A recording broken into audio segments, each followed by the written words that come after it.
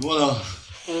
Alors, tout d'abord, avec mon épouse, Chantal, on est heureux de vous saluer.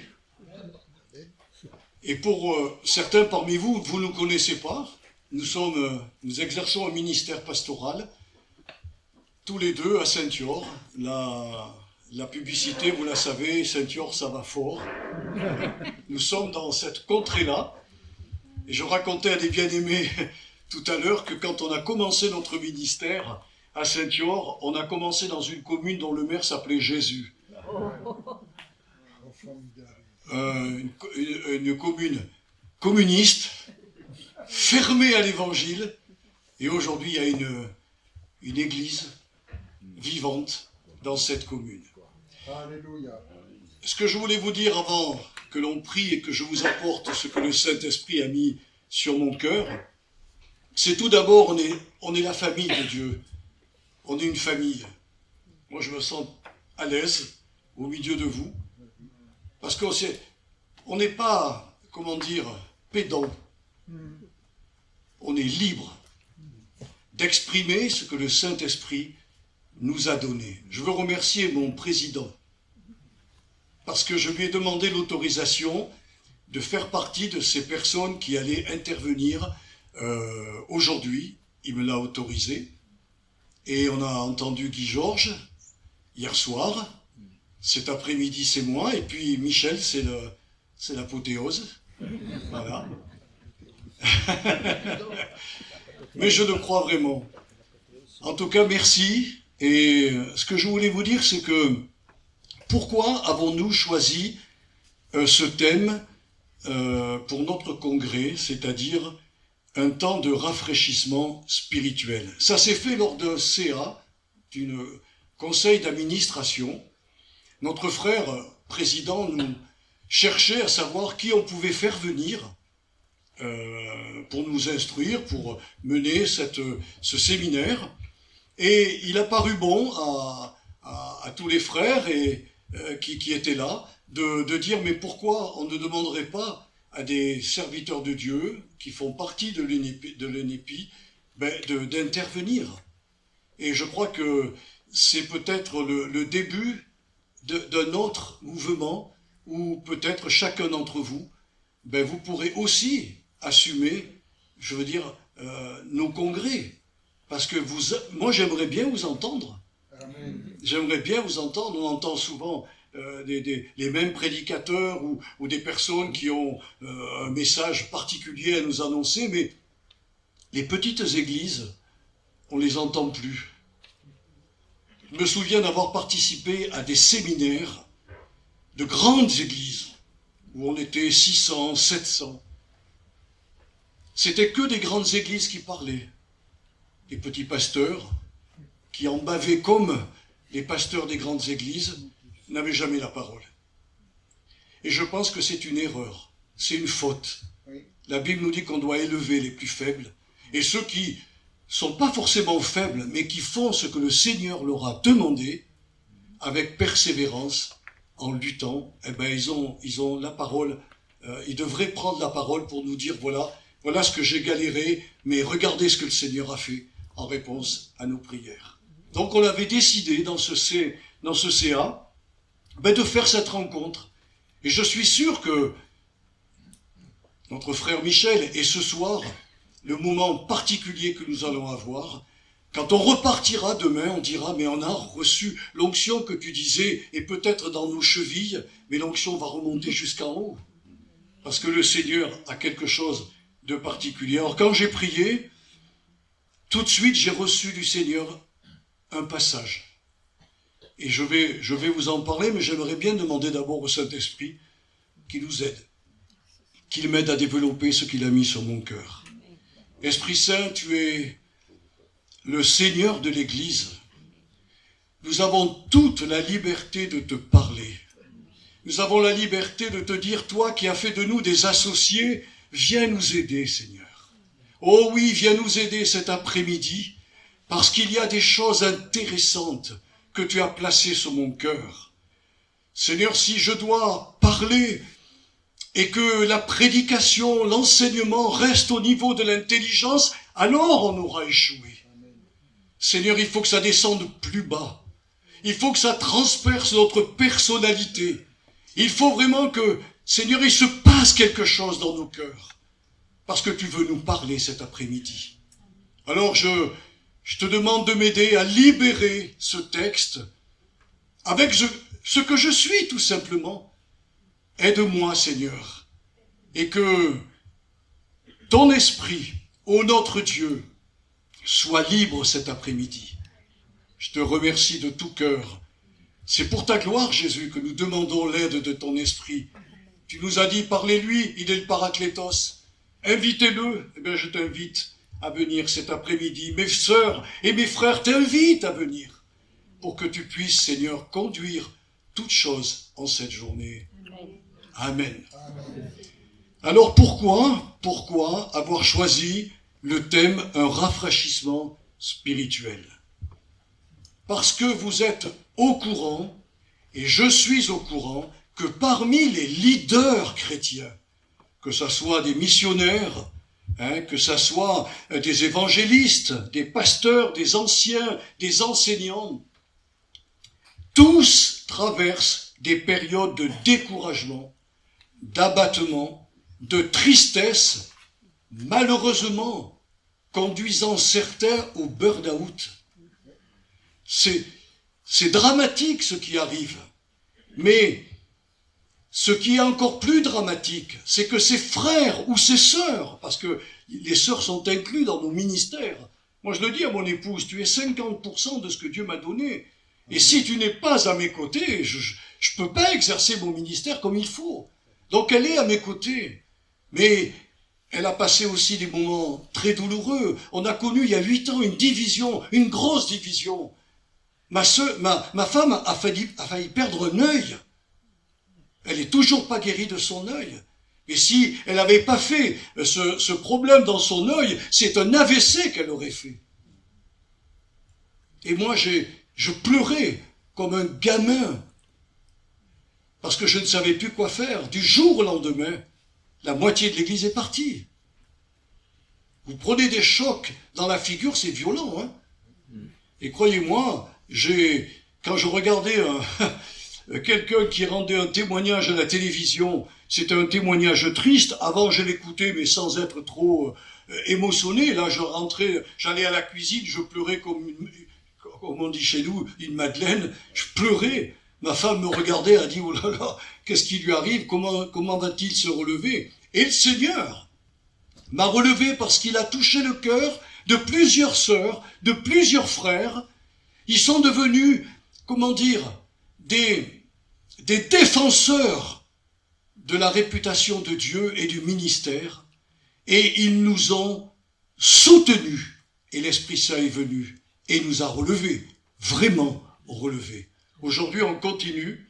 J'ai plus de douleur de ce qui s'est passé. On est simplement triste de voir qu'il y a des personnes qui ne sont pas, après 8 ans, convaincues du mal qu'ils ont pu faire. Mais bon, ça c'est entre les mains du Seigneur. Mais ce qui est dramatique, mes frères et sœurs, c'est que la plupart des sœurs et des frères qui vivent ces situations n'osent pas en parler, n'osent pas le dire. Je me souviens, je suis né à la Pentecôte, et un jour j'avais entendu un serviteur de Dieu nous parler de cette femme que Élie a revisitée, ou Élisée, je ne sais plus très bien le prophète, mais elle avait perdu son enfant. Et quand le prophète lui dit comment tu vas, tout va bien.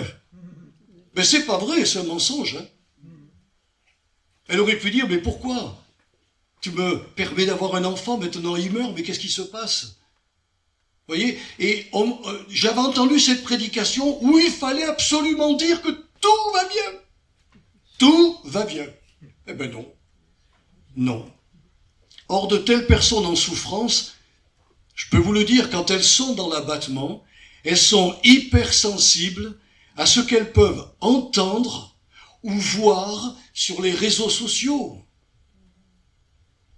Il y a des gens qui déclarent sur ces réseaux sociaux qu'un leader chrétien devrait toujours être mentalement fort est capable de maîtriser ses émotions psychiques.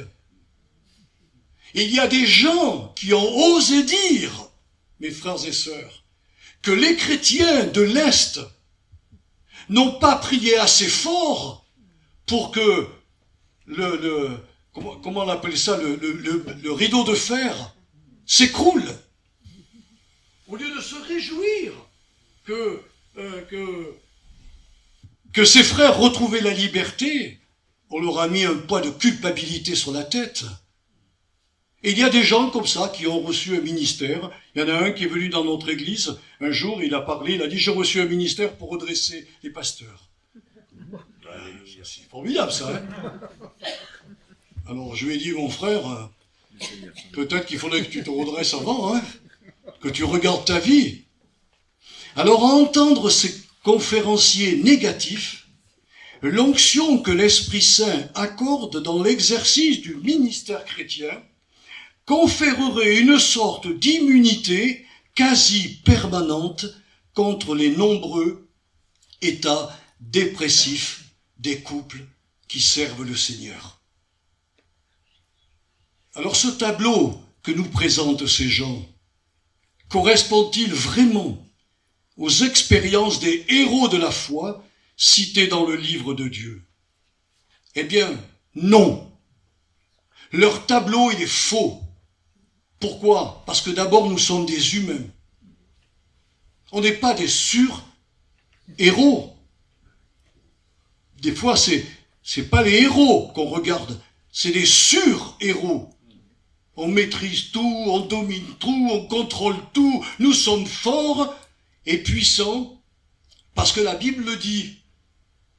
Ton Dieu ordonne que tu sois fort, que tu sois puissant. Et ça ne veut pas dire qu'on ne va pas vivre des moments tragiques dans notre vie. Vous savez ce que j'ai réalisé à mon âge, je vais avoir 74 ans au mois de juin, j'ai réalisé qu'on va pleurer souvent parce qu'on va perdre nos parents, nos grands-parents, nos oncles, nos tantes. On est appelé à pleurer souvent. La vie humaine est comme cela. Je ne sais plus si c'est l'Ecclésiaste qui le dit, ou si c'est dans le livre de Job. Il dit que l'homme est né pour souffrir comme l'étincelle monte vers le ciel. Jésus a dit, vous aurez des tribulations dans le monde. Vous savez ce que veut dire le mot tribulation dans le texte original? Ce sont les difficultés en tout genre. En tout genre. Eh bien, il a dit, prenez courage, hein, j'ai vaincu le monde. Ce qui veut dire que j'empêcherai pas les difficultés de venir, même sur mes serviteurs et mes servantes, mais je suis là comme un vainqueur pour les aider. La Sainte Bible, qui ne nous cache absolument rien des expériences des saints des deux alliances, fait parfois référence aux croyants sincères, à la fois sans hypocrisie, traversant des moments pénibles, et qui, à l'exemple de Jérémie, exposent librement devant leur Dieu toutes les souffrances et les amertumes de son âme. Pour ceux qui prennent des notes, je vous donne Jérémie chapitre 20, versets 14 à 18. On a appelé Jérémie le prophète qui pleure. Avez-vous vu dans le texte que Dieu a dit à son prophète, c'est pas bien que tu pleures, hein? Un homme de Dieu ne doit pas pleurer, hein? Et comment ça se fait que tu es dépressif? Mais vous vous rendez compte le message qu'a reçu Jérémie? Je t'envoie comme prophète des nations. Tu leur parleras et se convertiront pas. Vous avez de quoi être déstabilisé. C'est ce que Dieu lui a dit. Et il a eu le courage d'aller annoncer la parole de Dieu parce que c'était plus son problème. Je rencontre des frères et sœurs qui croient encore aujourd'hui que Dieu nous a donné la responsabilité de sauver les gens. Mais il nous a jamais donné cette responsabilité. Il nous a dit, soyez mes témoins. C'est moi qui ferai le reste. C'est moi qui, par mon esprit, convaincrai les cœurs. Je soufflerai, parce que votre témoignage sortant de votre bouche, c'est comme ma parole. Faites-moi confiance. Nous l'avons fait avec Chantal dans un endroit communiste et des gens se sont tournés vers le Seigneur. Et vous qui êtes ici, vous avez vécu encore de plus belles expériences que nous. Vous savez comme moi que le livre des psaumes ne contient pas seulement de merveilleuses louanges à Dieu, mais aussi des prières qui se sont étalées devant Dieu, ou plutôt ont fait connaître à Dieu les états d'âme des croyants en souffrance. À ce que je sache, le Saint-Esprit n'a jamais fait une critique négative à l'encontre de telles prières. Je disais d'une manière humoristique hier, lorsqu'on discutait avec des amis, il y a des prières d'imprécation dans la Bible. Notre frère David prenait pas des gants. Il n'était pas dans la Nouvelle Alliance. Seigneur, mes ennemis, tue-les. Détruis-les, anéantis-les, brûle-les, consume-les. Dieu devait se dire, vivement que j'envoie mon fils et qu'ils reçoivent l'amour dans leur cœur et la compassion. Mais à l'époque, c'était comme ça, mes frères et sœurs. Notre frère parlait de l'Afrique. J'ai connu l'époque de Mobutu. Mobutu était un chef supérieur aux autres chefs. Il a d'ailleurs liquidé tous les chefs et il est resté le super chef. C'est tout. La démocratie n'a pas lieu dans ces pays-là. C'est le plus fort qui gagne. Ça ne marche pas comme ça dans l'église du Seigneur. Mais quand je lis les prières des psaumes, je me dis, Seigneur, mais j'ai pas honte de te dire l'amertume de mon cœur. Quand on a connu cette division, j'étais en colère. J'étais en colère. J'hurlais devant le Seigneur. Et le Seigneur m'a dit, mais tu as le droit d'être en colère. D'ailleurs, Paul l'a écrit, mettez-vous en colère. Contre une injustice, on a le droit d'être en colère. Mais il dit simplement, à la fin de la journée, que ton irritation s'en aille, ne garde pas tout ça dans ton cœur. Mais en tout cas, pendant 24 heures, j'avais le droit d'être en colère. Et j'en ai profité. Voyez l'attitude du roi David dans le psaume 13, les 6 premiers versets, interpellant le Seigneur parce qu'il était à bout de son épreuve. Jusqu'à quand, Éternel, m'oublieras-tu? Me cacheras-tu ta face? Jusqu'à quand aurai-je des soucis dans mon âme? Et Dieu ne lui a fait aucun reproche. Mais il était à bout de son épreuve, il n'en pouvait plus. Ça vous arrive, mes frères? Ça vous arrive, mes sœurs? Jusqu'à quand, Seigneur, ton Esprit Saint va revenir visiter mon Église pour qu'à nouveau des âmes nouvelles s'ajoutent et qu'ainsi on puisse voir une belle croissance? Ça va marcher, il va revenir. Je pense qu'il est, voilà. Il a besoin de temps en temps de respirer. Voyez Asaph, l'un des Lévites chargés de célébrer le Seigneur au temps du roi David, dans 1 Chronique, chapitre 16, verset 5. Et dont l'âme fut à un moment donné jalouse.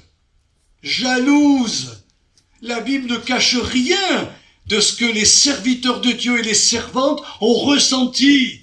Il avait l'âme jalouse en voyant les ennemis d'Israël prospérer jusqu'à la blanche vieillesse. Sa douleur morale était tellement vive qu'il se demandait s'il valait encore la peine de persister dans la droiture et dans la sainteté. Il dira à notre Seigneur, ça sert à quoi que je me sanctifie? Vous l'avez lu dans le psaume 73? Asaph, ça sert à quoi? Eh bien moi j'ai eu la pensée, je dis Seigneur, on est à la retraite, on pourrait en profiter, mais c'est comme les autres, les gens du monde. Le Seigneur a dit bien sûr, mais vous avez tout à fait le droit de vous mettre à la retraite. Et puis on a regardé les yeux de nos bien-aimés à Saint-Yor, des gens qui nous aiment, qui prient pour nous, qui étaient là comme des intercesseurs pour nous sauver d'une mort certaine. Qu'est-ce qu'il faut faire? Qu'on s'en aille comme ça? En regardant leurs yeux pleurer? Bien sûr que le Seigneur leur enverra un serviteur supérieur à nous, j'en suis convaincu. Mais les liens qu'on a établis, c'est des liens qui sont très très forts. C'est parce que vous vivez dans vos églises?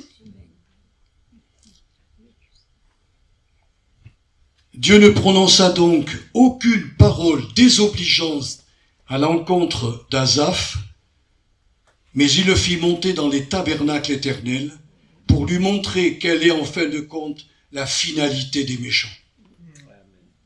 Et je peux vous dire que c'est nous qui sommes les gagnants dans tout ça. Oui, on galère. Oui, parfois on est abattu. Oui, parfois on a de la colère. Oui, parfois on est abattu jusqu'au moment où on tomberait presque dans le burn-out. C'est une réalité. Vous ne devez pas la cacher, mais vous devez en parler. Vous devez en parler. Quand nous étions dans cet état-là avec mon épouse, on a téléphoné à un frère. D'abord, j'en ai parlé au pasteur, parce qu'on a une pastorale tous les mois. Il y a 6 églises, et je leur ai confié évidemment ma douleur et tout. Évidemment, ils ont pris le chemin de la prière. Mais un frère particulier a fait quelque chose pour nous. Il nous a invités chez lui. Il nous a offert à manger. Et puis il a invité son ancien pasteur qui avait vécu, comme nous, une division. Et ce frère m'a raconté par où il est passé. Et j'étais en train de vivre la situation. Si vous saviez le bien que ça m'a fait, vous ne pouvez pas vous imaginer. Je me suis dit, je ne suis pas seul. Il y en a d'autres qui ont vécu les mêmes choses. Et ça, c'est glorieux. Ça m'a fait un bien énorme. Et puis un autre pasteur aussi, ce sont les anciens darbistes. Ils s'appellent aujourd'hui Assemblée chrétienne à Vichy. Et alors, ce sont des évangéliques. Ils sont comme nous. Vous ne pouvez pas vous imaginer. J'ai découvert des gens qui connaissaient la Bible parfaitement. Chez les darbistes, on la connaît quand même parfaitement. Et ils sont engagés vers le Seigneur. Mais c'est fou, hein. Ils sont engagés. Et ils ont tout de suite mis à ma disposition. Ils ont 5 pasteurs dans leur assemblée. Ils m'ont dit, on va te partager ces frères. Ils vont te soulager dans la prédication. C'est pas de l'amour, ça? Mais si je m'étais tu, si j'avais gardé pour moi, en disant, c'est notre combat, nous souffrons tous les deux avec Chantal, c'est nous qui portons cela. Frères et sœurs, on se serait écroulés. On n'avait pas la capacité, on n'avait pas la force. Considérez encore dans le psaume 42 et 43, qui a été écrit par les fils de Corée, prenant l'exemple de la biche qui soupire après un courant d'eau. Vous avez vu une biche soupirer après un courant d'eau? Moi, je n'ai jamais rencontré ça. Mais je pense qu'ils avaient dû le voir. Elle devait avoir la langue qui tirait comme ça, et elle cherchait partout de quoi boire.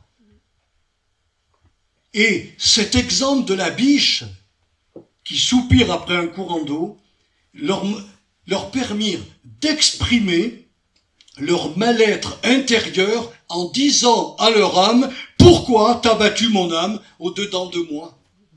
Pourquoi gémis-tu? Ils ont demandé à leur âme, pourquoi? C'est des gens qui aimaient le Seigneur. Ils avaient la foi. Leur esprit était ouvert, Dieu leur parlait, et ils pouvaient chanter, ils pouvaient vraiment faire tout le travail spirituel, mais leur âme commençait à être dépressive. Et ils ont adressé une question à leur âme. La Bible ne dit pas comment leur âme leur a répondu. Mais eux ont dit, alors, si vous connaissez les deux chapitres, 42-43, mais loue-le encore. Relève-toi et loue le Seigneur. Eh bien, vous savez, c'est ce qu'on a expérimenté avec mon épouse, et certainement que vous l'avez expérimenté plusieurs fois, quand vous avez eu le courage de parler de vos déprimes, de votre mal-être, et que vous avez commencé à dire, Seigneur, je te loue, et je prends l'épée de l'Esprit pour confesser que tu es avec moi, que tu es en moi, et que mon âme aujourd'hui qui est abattue va se relever. Mes frères et sœurs, vous déclenchez quelque chose dans le royaume de Dieu. C'est indéniable. C'est indéniable. Voyez-vous, ces 2 psaumes nous prouvent que des personnes engagées dans un service spirituel peuvent parfois souffrir de dépression. Le Seigneur m'a donné ce message pour vous. Oh, il n'est pas fini. Mais pour vous montrer qu'au lieu de dire je suis un chrétien anormal, je suis un chrétien de seconde zone, je suis en fin de compte pas un couple pastoral comme il faudrait parce que je ne devrais jamais être abattu. C'est moi qui dois relever les autres. Et vous le faites toutes les semaines. Et vous savez que c'est dur. Un serviteur de Dieu disait que chaque fois qu'il faisait des visites, il avait besoin le soir de recharger ses batteries. Et un autre serviteur de Dieu a dit que si vous n'êtes pas capable de vider vos batteries émotionnelles quand vous allez visiter quelqu'un, alors ne le faites pas. Mais dès que nous partons en visite avec mon épouse, on revient, je vous mens pas mes frères et sœurs, je me mets sur le canapé et je m'endors. Je suis épuisé. Pourquoi? Parce qu'on a pris toutes les ressources qui étaient en nous et on leur a donné. Alors quand ils s'en vont, ils nous embrassent, on les a remontés au zénith et nous on est en bas. Mais c'est la clé, mes frères et sœurs. On donne pour qu'ils se relèvent.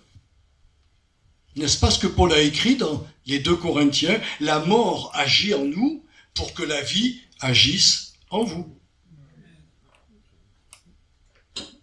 Et Moïse, l'un des géants de la foi, ne fut-il pas lui aussi fatigué de porter le fardeau du peuple d'Israël au point de réclamer à Dieu la mort?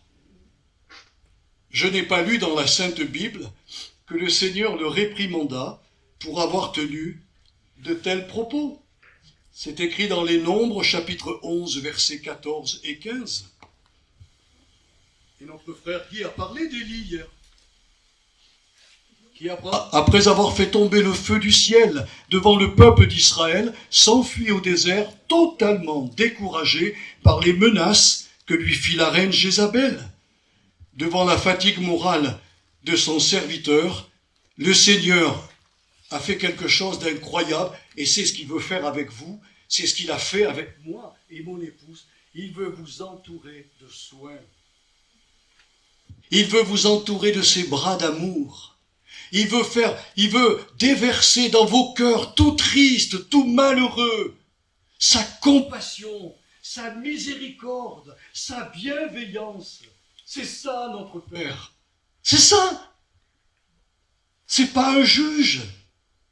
Il a compris qu'Élie était presque dans un burn-out. Si je comprends bien la Bible, ils ont mis à mort 800 prophètes. 400 prophètes de Baal, 400 prophètes d'Astarté. Je ne sais pas ce que ça représente d'accomplir cela, mais ça l'a complètement épuisé. Hein. Et lui qui croyait qu'il y allait avoir le réveil en Israël, parce que tous ont dit, c'est l'Éternel qui est Dieu, c'est l'Éternel qui est Dieu. Alléluia, alléluia. Tout le monde a sauté de joie. Mais il pensait que ça allait réveiller tout le peuple. Et s'il est parti déprimé, c'est à cause de ça. Et Dieu lui a dit, mais mon petit serviteur, que j'aime profondément, je me suis gardé 7000 hommes qui n'ont pas fléchi les genoux devant Baal. Et Élie lui a dit, mais ils sont où? Mais t'inquiète pas, ils sont cachés. Un jour, ils vont se révéler. Mais c'est pas mon temps. Toi, je t'ai fait faire tomber le feu du ciel pour prouver qu'il y avait vraiment un Dieu en Israël. Il l'entoura donc de soins, le nourrit avec une nourriture céleste. Je ne me trompe pas s'il a mangé 2 gâteaux, c'est ça. Il me semble qu'il a mangé 2 gâteaux. Nous, on mange un gâteau, mais on ne marche pas pendant 40 jours et 40 nuits. Hein. Ben lui, oui. Un gâteau pour faire 20 jours et 20 nuits. il est incroyable, le Seigneur. Et ensuite, il va dire au corbeau, bon, il va être vraiment complètement à plat, vous irez le nourrir. Des corbeaux lui ont amené de la viande. Des corbeaux, hein, ont amené de la viande. Oui, et quand il faisait croix à croix, Il a encouragé, quoi. Il a encouragé Élie. Et Dieu se révéla à lui dans un murmure doux et léger. Dans nos galères, dans nos souffrances, écoutez-moi bien, mes frères et sœurs, parce que ça, c'est une chose qui est réservée à tous les serviteurs et toutes les servantes de Dieu. Il nous parlera dans le calme, à l'intérieur de notre cœur. On se reposera en lui et on entendra sa voix. Et il nous relèvera. Aujourd'hui, ce que je trouve un peu surprenant dans les mouvements chrétiens, c'est qu'ils font du bruit. Mais un bruit! Ils rivalisent avec le monde. Hein. Vous avez des églises, quelqu'un me le disait, il venait de faire une tournée dans des grandes églises, et c'était exactement le spectacle qu'on voit dans le monde. Des flashs, des lumières, de la guitare qui remue partout. Moi, j'ai rien contre ça, hein. Si c'est vraiment Dieu qui le demande, moi je dis Amen. Mais les chrétiens qui sont dans la salle, qui entendent un bruit comme ça, difficile de capter la voix douce du Seigneur. C'est vrai ou pas vrai? Et Job, vous savez ce que ça veut dire, Job? Ça veut dire l'éprouvé. N'est-il pas le type des croyants justes traversant un temps d'épreuve sans raison apparente? Oui, sans raison apparente, mais qui deviennent par leur résilience les défenseurs de l'honneur de Dieu et la honte de Satan. Le but du livre de Job, c'est de nous dire cela. Pourquoi le malheur atteint encore le juste? Et nous avons la clé. C'est que le diable a su toucher le cœur de Dieu en lui disant « c'est facile qu'il t'aime, il a tout, et tu le protèges, mais enlève-lui certaines choses. Je connais la nature humaine, tu vas voir la rébellion qu'il y aura dans son cœur. » Le livre de Job, c'est ça. C'est pourquoi le juste est-il encore appelé à souffrir? Eh bien, c'est pour défendre l'honneur de notre Dieu, qui a été mis en cause par le diable, parce que tous les jours, il vient l'accuser, il vient nous accuser devant le trône de la grâce. Et heureusement qu'il y a le Seigneur Jésus et son sacrifice pour lui dire « Père, j'ai payé. » Oui, mais enfin, il est encore tombé. Elle est encore défaillante, ta servante. Oui, mais j'ai payé pour cela. Ils l'ont vaincu, nous dit la Bible. Ils l'ont vaincu, le diable, par le sang de Jésus et par la parole de leur témoignage. Oui, il peut m'accuser que je ne suis pas des fois à la hauteur spirituellement. Oui, c'est vrai, il m'accuse. Et moi je lui dis, fais Satan, peut-être que tu as raison. Oui, tu as peut-être raison. Tu as le droit de m'accuser. Mais je suis couvert par le sang de Jésus. La justice du Christ est sur moi. Et c'est pas simplement pour mes péchés passés, mais mes péchés présents et futurs. Et c'est ça qui est merveilleux chez nous. Alors bien sûr, ça ne nous encourage pas à pécher. Mais mes frères et sœurs, quelle est la personne ici, dans cette salle, peut me dire, moi, je pêche plus? Donc, heureusement qu'on a le sang de Jésus. Alors, je vais terminer mon message, mais avant de le faire, je voudrais vous montrer les sources, les diverses sources de nos souffrances, qu'elles soient morales, psychiques et physiques, parce que le physique, en fin de compte, est la réaction d'un problème psychique ou d'un problème moral. Le corps n'est qu'un réceptacle. Et parfois, dans mon corps, quand je suis malade, c'est que mon âme est malade. Le docteur Tournier, qui était un médecin chrétien en Suisse, disait que lorsque un chrétien est malade dans son corps, il est malade dans son âme et dans son esprit. Il remontait à l'esprit pour rendre l'âme paisible et le corps guéri. Vous comprenez ? On est une unité. Nous ne devons jamais l'oublier. Certaines souffrances proviennent, chez les chrétiens, je parle qu'à des chrétiens, je ne m'adresse pas à des païens, provient d'un trait de caractère non maîtrisé. Il y a des traits de caractère chez nous qui ne sont pas encore maîtrisés et ils déclenchent d'énormes souffrances.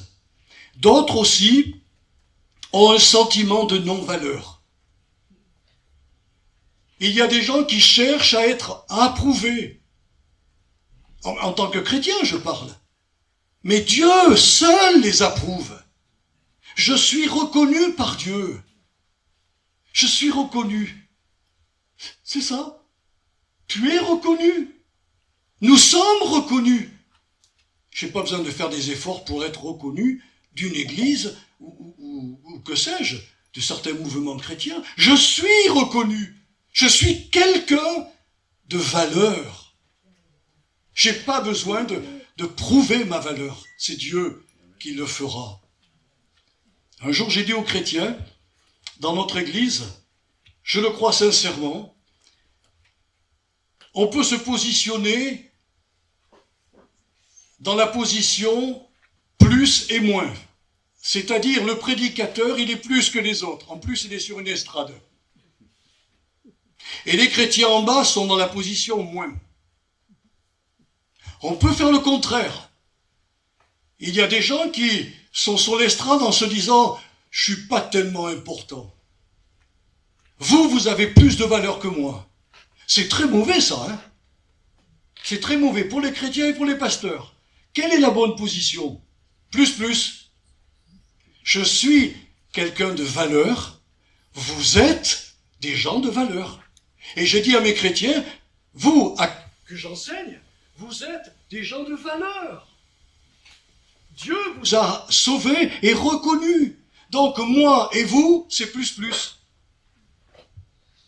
Quand on est dans cette position, ça évite énormément de problèmes. Et souvent les gens ne s'y positionnent pas. Donc les premières souffrances morales, psychiques et parfois physiques proviennent d'un trait de caractère non maîtrisé ou d'un sentiment de non-valeur.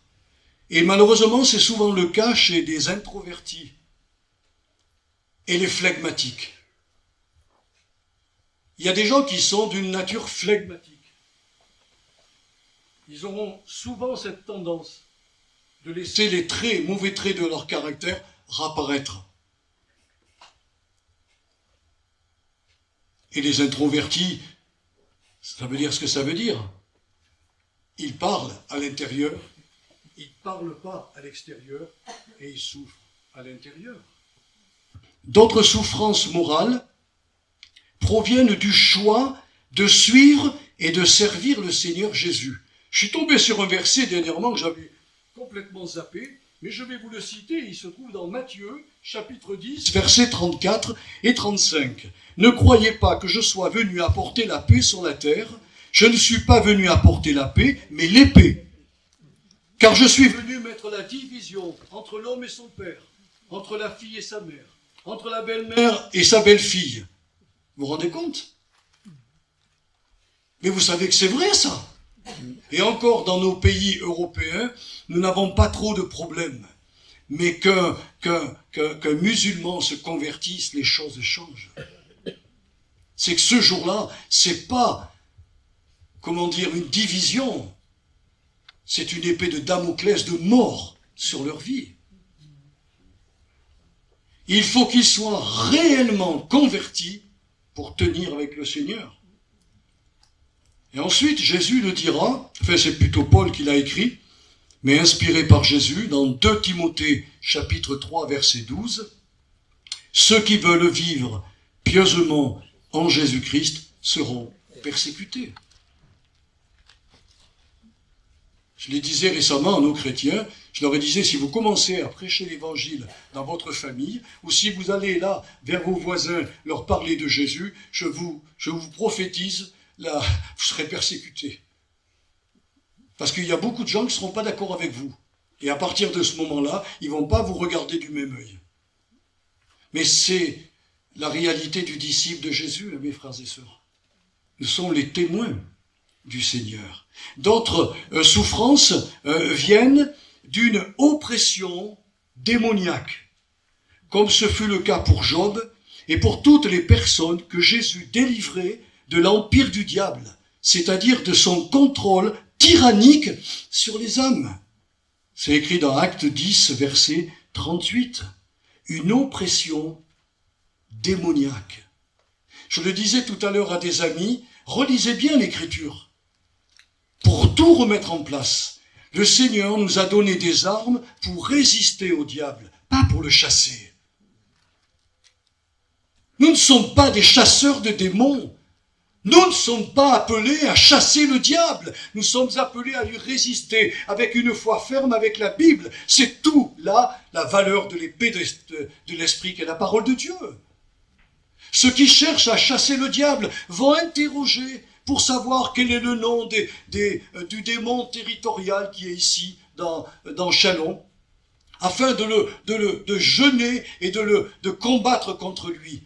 Mais c'est un combat qui est complètement vain. Jésus a vaincu tous les démons. Amen. Tous les démons, sans exception, et le diable à la croix du calvaire.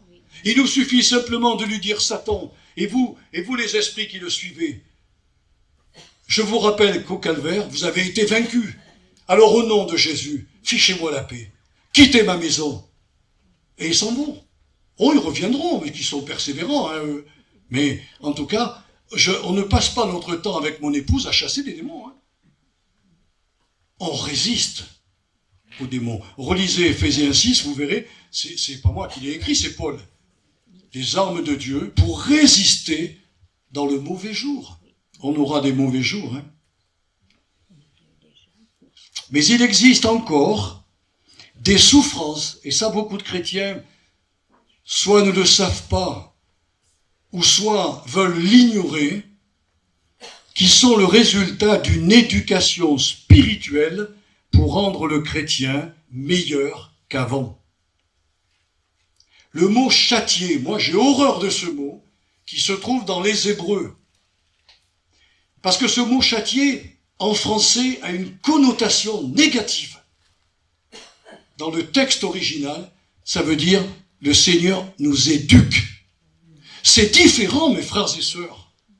Quand mon père me châtiait, il me mettait une grosse baffe et avec sa bague, ça me marquait la joue. Là, il me châtiait. Mon Dieu ne fait pas ça avec moi. Il m'éduque. Et son éducation, parfois, oui, elle me gêne, elle me dérange. Elle me dérange. Dans tout ce que je vous ai dit, dans tous les témoignages que je vous ai cités, il y en a un que l'on doit tenir en compte, c'est celui de notre Seigneur Jésus-Christ.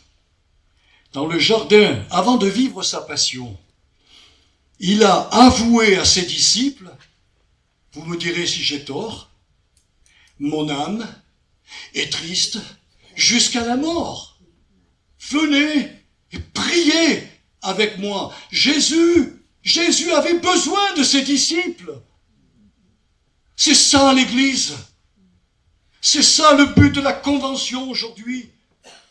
C'est de nous dire on a besoin les uns des autres. Et bien sûr du Sauveur. Tous les passages que je vous ai montrés déclarent que les héros de la foi n'étaient pas des surhommes immunisés contre la morosité et le défaitisme. Car on est humain. Humain. Aujourd'hui, tout va bien. Demain, vous recevez une nouvelle qui vous chamboule, qui vous bouleverse. Vous allez avoir une tristesse qui va vous envahir. Et alors, c'est humain. Vous me comprenez, mes frères et sœurs? Je suis chrétien, je suis rempli du Saint-Esprit et je suis en même temps un humain qui est capable d'avoir de la tristesse, de l'abattement, à la limite du burn-out. Ah oui, je suis humain, vous êtes humain, ne l'oubliez jamais. C'est ce qui va vous permettre de crier au Saint-Esprit, viens m'aider, parce que mon humanité remonte à la surface. Alors, maintenant notre frère va nous projeter un passage qui se trouve dans Ésaïe 42, versets 21 à 22. C'est un passage biblique qui me semble approprié pour vivre en ce week-end un épi, un temps de rafraîchissement spirituel. Tu peux me le mettre? Voilà, mais on attend. Hein, Voilà, c'est Ésaïe 42, versets 21 à 22. Voilà, et ça arrive.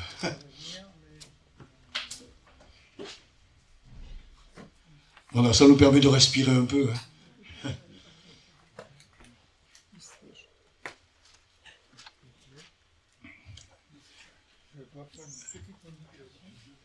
Oui, mais c'est pas grave, mais je voulais vous l'afficher parce que c'est la parole de Dieu. Hein. Et la parole de Dieu, là, cet après-midi, elle va vraiment nous parler. Écoutez bien ce que le Saint-Esprit a à vous dire, a à me dire à moi aussi. C'est tellement important.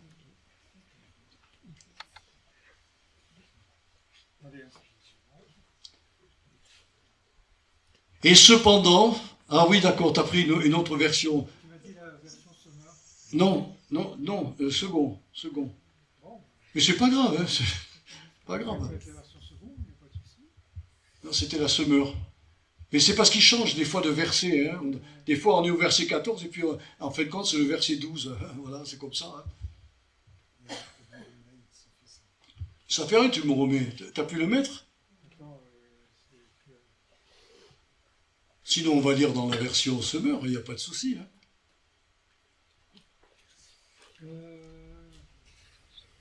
On est trop là sous les yeux. Je sais pas. Vas-y, tu peux le mettre, ouais.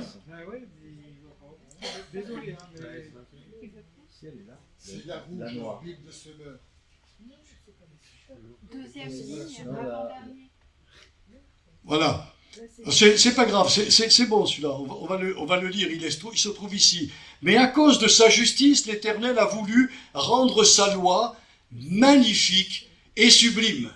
Et cependant, voilà un peuple pillé et dépouillé. Ils sont tous pris au piège, au fond des fosses. Mis en secret dans des prisons, ils sont pillés et nul ne les délivre. On les a dépouillés et aucun ne dit « restitue ». Voilà, restitue. Donc tu peux me couper la lumière. Voilà. Vous avez bien lu? Ce texte met en évidence 3 intentions du Seigneur pour nous. La première, le Seigneur ne souhaite pas que les souffrances actuelles que nous vivons perdurent indéfiniment. C'est lui qui les avait mis au pillage. Il faudrait lire tout le contexte. Mais il dira plus loin, c'est moi l'Éternel qui ai mis ce peuple au pillage. C'est moi qui les ai enfermés dans des cachots. C'est moi qui les ai mis en prison. C'est moi qui permets qu'ils soient dépouillés. Mais voilà maintenant mon cœur. Ma justice s'est accomplie envers eux. Ma colère s'est abattue sur eux. Mais mon amour est supérieur à ma colère. Et je ne veux pas que mes enfants qui souffrent, qui galèrent, qui ont des difficultés, perdurent dans leur souffrance. Ça, c'est la volonté de Dieu, frères et sœurs. C'est la volonté du Seigneur.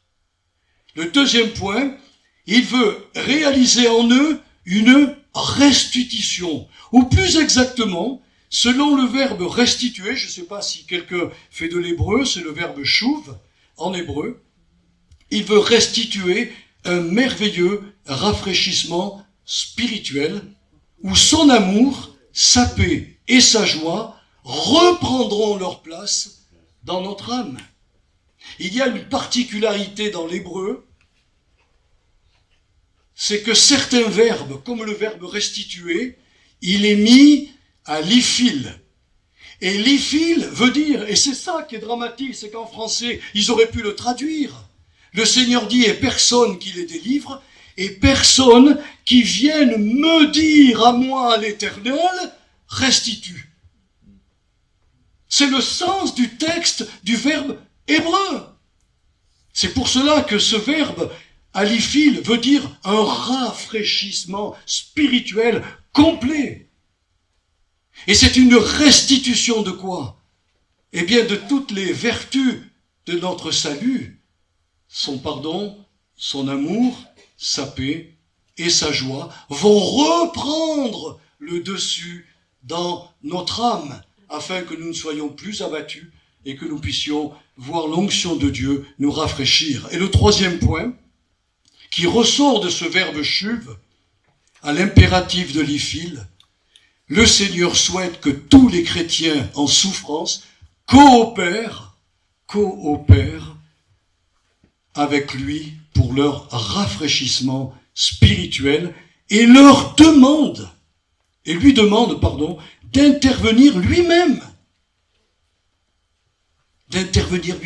Ce qui veut dire que si ce soir on prie ensemble, ou que des frères soient désignés pour poser leurs mains sur la tête de nos frères et de nos sœurs, ou des couples qui sont en souffrance et qui veulent vraiment profiter de cette restitution, eh bien celui qui priera pour ses bien-aimés se tournera vers l'Éternel en lui disant: ta parole spécifie, Seigneur, qu'on fait appel à toi pour que notre sœur et notre frère aient la restitution et le rafraîchissement dans leur vie. Et Dieu s'est engagé là, hein. Il s'est engagé. Nous, on ne fait qu'obéir au Seigneur. Et c'est ce que je souhaite vraiment pour vous. Je termine par ce verset parce que c'est David qui l'a dit. La même tournure verbale qui se situe dans le psaume 51, verset 12, est la même tournure verbale que nous avons lue là, ici, dans Ésaïe 42, verset 21 à 22. Qu'est-ce que dit David? Rends-moi la joie de ton salut et qu'un esprit de bonne volonté me soutienne. Il était dans le gouffre, il était en bas, il était dans l'abattement, et il dit au Seigneur: Père, rends-moi la joie de ton salut. Excusez-moi, qu'est-ce que ça veut dire, rends-moi? C'est qu'il avait perdu. Les souffrances, si elles perdurent dans nos âmes, vont nous faire perdre ces belles vertus de notre salut. Et notre Dieu ne le veut pas. Oui, il y a un temps d'épreuve, mais il y a aussi un temps de joie. David lui-même disait: oui, nous allons partir semer avec larmes. Et on va revenir avec les gerbes dans les bras, en sautant de joie et en louant le Seigneur. C'est ça la restitution, mes frères et sœurs. C'est ça la restitution. Je vous remercie de m'avoir écouté. Parce que ce message, je l'ai reçu quand j'ai téléphoné à mon frère, président. Et je lui ai dit: si tu peux me donner la parole, j'ai reçu quelque chose du Seigneur. Et je voulais libérer cet après-midi. C'est la parole de Dieu. Vous pouvez contrôler dans tout ce que je vous ai dit, il n'y a pas une parole d'homme. Il y a une expression, une gesticule d'homme. C'est normal, on est comme on est. Moi, je suis du midi, alors midi moins le quart. On est comme ça chez nous. Quand on était à Périgueux avec ma femme, les cousins venaient, les amis venaient, les chrétiens venaient. On se faisait des bises et des bises. C'était incroyable, on n'arrêtait pas de se biser. Et on mangeait ensemble. C'est comme ça chez nous. Quand on est arrivé à Vichy, il a fallu 15 ans, et encore la personne n'a pas traversé la rue pour venir boire un café chez nous. À Saint-Yor, c'est plutôt ouvrier. Les gens sont plus cool. Mais à Vichy, ils étaient, enfin à l'époque, j'espère que ça sera changé, mais qu'est-ce qu'ils étaient bizarres. Bizarres. Ah oui. Père Saint, merci. Merci parce que hier soir, j'ai eu cette parole des eaux amères de Mara. Et Seigneur, t'as pas laissé tes enfants à Mara. Bien sûr, ils ont bu après l'eau parce que Moïse a jeté un bâton que tu lui avais indiqué. Mais après, tu leur as parlé. Tu leur as dit: si vous obéissez à ma voix, etc. Je ne vous enverrai pas les maladies que j'ai envoyées aux Égyptiens, car je suis l'Éternel qui te guérit, Israël. Et puis tu les as conduits, Père, aux sources de Élim. C'était la restitution. C'était la bénédiction. C'était l'onction. C'était une oasis extraordinaire. Et ils sont restés là plusieurs temps. Mais vous voyez, de Mara, passer aujourd'hui, et moi je veux passer aujourd'hui avec vous aux sources d'Élim. Voilà. Je vous laisse, que le Seigneur vous bénisse avec ces paroles. Amen.